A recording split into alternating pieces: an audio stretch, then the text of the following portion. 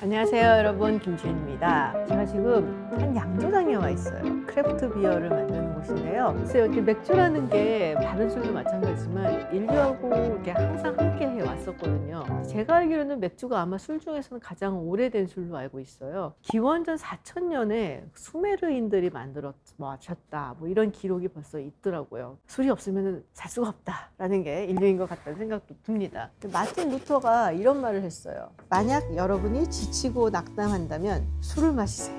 하지만 이게 돼지처럼 취하고 괴성을 지르고 으르렁거리는 것을 의미하는 것은 아닙니다. 술을 마셔도 절제하고 냉정해야 됩니다. 취하기 위해서 마시는 게 아니라 기분이 상쾌해지기 위해서 마셔야 한다는 겁니다. 오늘 좀 상쾌해지려고 이곳에 와봤습니다. 저와 함께 맥주의 세계로 떠나보시죠.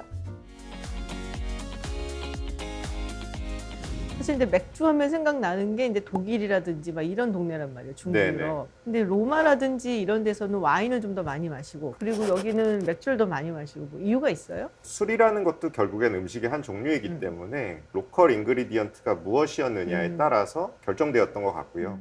와인 벨트라고 불리우는 그 지중해 연안에서는 포도가 많이 나기 때문에 포도주를 담궈서 마신 것이고, 비어 벨트라고 부르는 곳이 이쪽에서는 보리나 호밀, 밀 이런 것들이 많이 났기 때문에 우리나라는 쌀이 많이 나니까 막걸리를 만든 거죠. 프랑스 북부와 이제 벨기에 남부가 좀 오버랩이 되는 부분이 있거든요. 그 브뤼셀 남쪽. 브뤼셀 남쪽. 예. 그쪽은 이제 어너드 불어를 쓰잖아요. 맞아요. 그쪽에 맥주를 가서 드시면 굉장히 특이하게도 와인 특성이 있는 맥주. 아, 그래요? 와인 바틀에 들어있는 맥주라든지 비어드 샴페인이라고 그래서 샴페인 특성이 나는 맥주라든지 이런 것들이 되게 많이 있어요. 그런 걸 보면 로컬 인그리디언트나 식문화에 의해서 영향을 많이 받는 게 술이라고 말씀을 드릴 수 있습니다. 근데 이 맥주가 사실은 그 수도원에서 되게 많이 만들었다고 들었거든요. 예, 그 수도원에서 만든 맥주를 트라피스트 비어라고 하는데요. 어센틱 트라피스트 프로덕트라는 그 승인 마크가 붙어 있는 것들만 트라피스트고요. 마크가 없이 수도원의 어떤 상표권이라든지 라이센스라든지 이런 거 가져와서 만든 걸 저희가 에비에일이라고 부르고, 에비에일. 트라피스트 에일은 자급자족과 외부와의 단절이라든지 이런 것들을 좀 중시한 계파가 있었던 거예요. 베네딕토 수도회. 그렇죠.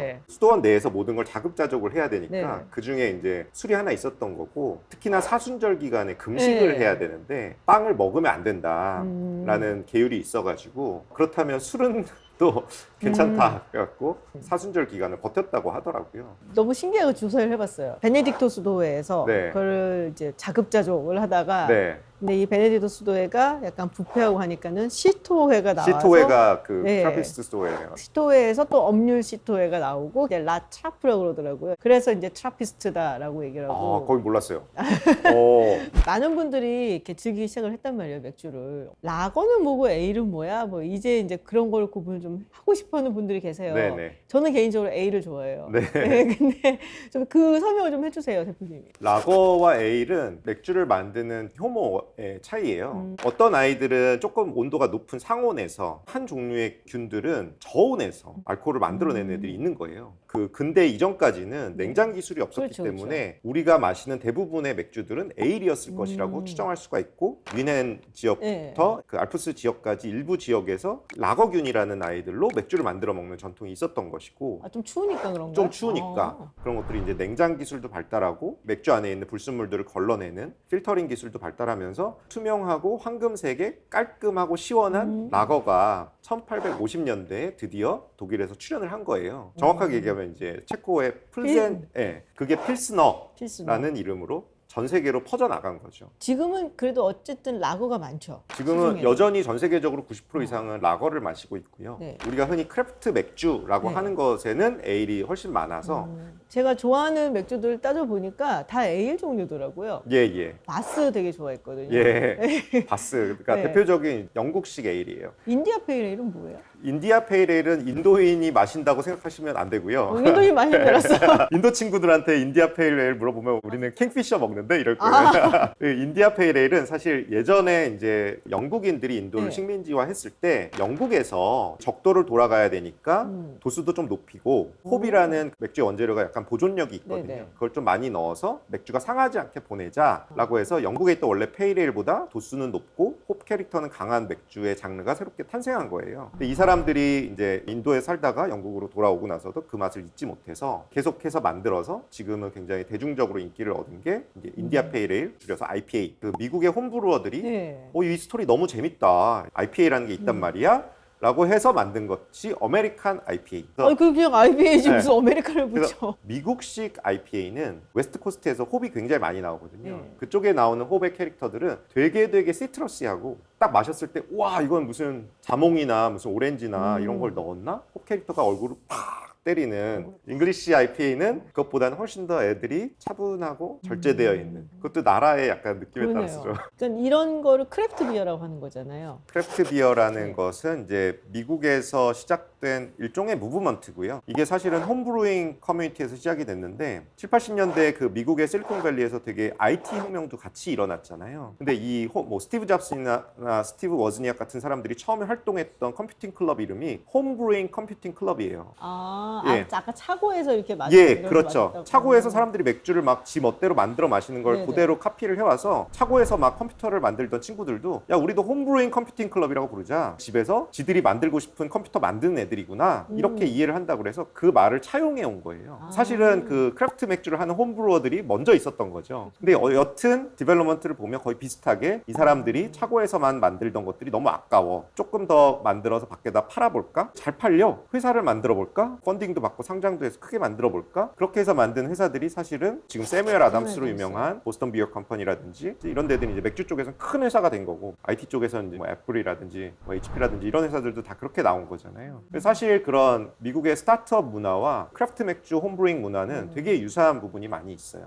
이제 보스턴엔 정말 5만 가지 종류의 샘 애덤스가 있잖아요. 네. 거기 가면 무조건 이거부터 마셔야 된다는 거 그렇죠. 약간은 우리가 꼭 거쳐야 되는 통과 의례처럼. 네. 그래서 처음 맛봤던 그런 크래프트 맥주의 종류가 저는 샘 애덤스였던 것 같아요. 예. 맥주가 이런 맛도 있네? 그래서 네. 되게 놀랐던 건 기억이 나요. 예. 그래서. 뉴잉글랜드 지역이 사실 맥주의 어떤 트래디션이 굉장히 강해서 예전에 뭐 독일이나 뭐 아일랜드에서 이민자들이 넘어왔을 네네. 때는 양조장들이 2,000개, 3,000개 있었다고 하더라고요. 그 뉴잉글랜드 지역에서 최근에는 뉴잉글랜드 IPA라고 그래서 또 IPA를 뉴잉글랜드적으로 왜 재해석한 이렇게 IPA 갖고 난리야? IPA가 난리예요. 예. 그래서 요즘은 그 뉴잉글랜드 IPA 혹은 네. 한국에서 이제 일반적으로 좀 맥주에 관심 있는 분들은 뉴잉 그냥 이렇게 부르시거든요. 근데 뉴잉이 어떻게 보면 지금 가장 힙스터 맥주? 오. 예, 얼마 전에 무슨 멕시코 대통령하고 캐나다 총리하고 네. 브루어리에서 미팅했다고 나오더라고요. 근데 둘이 뭐 전 세계 제일 어린 총리, 제일 어린 대통령 그런 사람들인데 둘이 가서 뭘 마시나 봤더니 뉴잉을 마시더라고요. 우리 힙해. 우리 힙해 아. 이거죠. 예. 어떤 맛이에요, 그거는? 뉴잉은 외관이 주스인가 싶을 정도로 탁하고 투명하지 않아요. 그래서 뭐 헤이지 IPA라고도 부르는데 망고, 구아바, 그레이프프루트 뭐 이런 계열의 향들이 빵빵 터지고 향이 강한 맥주죠. 그래서 라거처럼 우리가 막 500잔에 2잔, 3잔 마시는 맥주가 아니라 뭔지 아시죠? 이렇게 네. 스템도 좀 있고 네, 조금 네. 고상한 잔에 한 잔 내지 2잔 정도 마시면 좀 괜찮은 도수도 좀 높고요. 드링킹과 테이스팅의 차이라고 저희가 얘기를 하는데 심지어 더 심하게 하면 이제 빈징으로 가잖아요.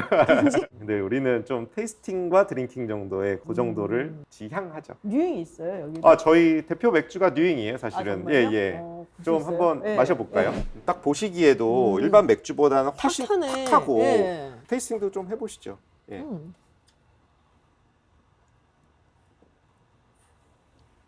맛있다. 예, 풍미의 어떤 뎁스가 네네. 일반적인 라거와는 비교가 안 되는 사실 그런 맥주인데 원재료도 거의 라거의 한 4배 이상 들어가요. 그렇기 때문에 뭐 편의점에서 쉽게 접할 수 있는 제품은 아니고 조금 프리미엄한 예. 펍이라든지 이제 이런 것들을 판매하시는 데를 찾으실 수 있어요. 많이 찾아요? 예, 저희 첫사랑은 뭐 지금 거의 뭐 계속해서 만들어도 계속. 근데 이제 크래프트 비어 같은 경우는 사실은 이제 여성들도 많이 찾는단 말이에요. 네. 보통 이제 맥주 하면 남자들이 와 이러고서 마시는 걸 생각을 하지만 요새 들어서는 데모그래픽이 많이 달라졌다는 얘기 들었거든요. 완전히 달라졌고요. 네, 우리나라의 어떤 미식이라든지 어떤 소비 트렌드는 훨씬 더 여성분들이 주도를 하신다고 전 느끼거든요. 특히나 이렇게 좀 비싼 맥주들은 남자들은 뭐하러 그렇게 비싼 술을 먹냐. 어차피 똑같이 취하는데. 네, 어차피 똑같은데. 그래서 제가 맥주 사업을 시작하니까 너 술 잘 먹어서 맥주 사업 시작하지라고 물어보시는 분들이 많으신데 오히려 저는 술을 많이 안 먹기 때문에 한 잔을 먹더라도 좀 좋은 걸 먹고 싶었거든요. 근데 그런 것들이 없어서 사실 직접 만들자 이렇게 생각해서 사업을 시작한 건데 주당분들은요 소맥 제일 좋아하세요.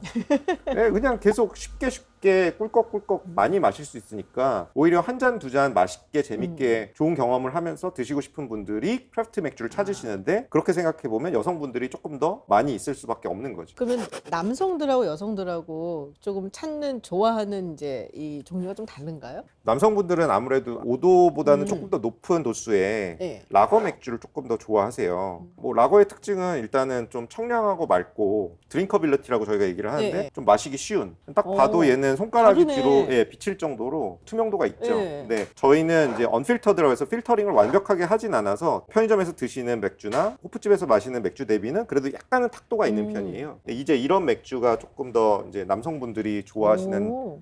요거는 이제 희망고제라는 맥주인데요. 네. 히비스커스랑 망고가 정말 듬뿍 들어간 오. 약간 스무디인가? 이런 느낌이 들 정도의 이제 맥주인데 과일이 엄청 많이 들어갔다는 걸 느낄 수 있는 히비스커스 망고 고제. 고제라는 거는 이제 독일식 약간 사워 에일인데 특징은 소금이 들어가는 게 특징이에요. 그래서 소금이요? 예, 약간 짭짤한 맛이 느껴지고 또 과일도 들어가서 요건 오. 한번 테이스팅 해보시면 네. 와 이런 맥주도 있구나라는 걸 느끼실 수 있는 히비스커스 향이 나면서 또 망고의 달달함도 좀 살아있는 맥주 같지가 않은데? 네 과일 맥주예요. 네, 그냥 맥주 같지가 않아요. 이거는 네. 그냥 주스 같아. 그냥 마시면 그냥 가겠는데. 그렇죠. 마시다가 네. 팬님이 제일 좋아하는 건 뭐예요? 집에서 영화 볼 때, 축구 볼 때 이럴 때는 그냥 저도 라거. 아 역시 예, 라거구나. 라거. 네. 예, 뭐랄까요. 마음이 편하다고 할까요? 네. 또 정말 각 잡고 요즘 좀 유행하는 거나 이런 걸 테이스팅 해봐야겠다? 그러면 저도 뉴잉을 많이 마시죠. 잘 구워진 로스팅된 고기 같은 거 먹을 때나 어떤 음식을 봤을 때 딱 떠오르는 그런 술이 있을 때가 있잖아요. 그럴 때는 조금 바디감이 있는 이 음식이 헤비급이면 헤비급으로 술도 오. 예, 스타우트 같은 거를 마시기도 합니다. 지금 음식 얘기가 나와서 네. 제가 마지막으로 여쭤보려는 게 사실 이 맥주 하면은 그 음식이랑 매치를 시키는 게 안 떠오르거든요. 아. 기껏 맥주랑 매칭을 시키는 음식이라고 생각하면 기껏해야 뭐 치킨.